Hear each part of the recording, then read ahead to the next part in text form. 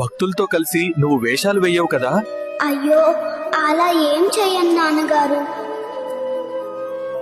ఇవి దారిలో తిను, ఆ ఎలుకకు మొత్తం పెట్టకు.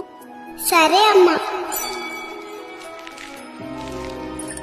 అల్లుడు, నిన్ను ఇబ్బంది పెట్టిన వాళ్ళ లిస్ట్ రెడీ చెయ్యి, చెప్తా.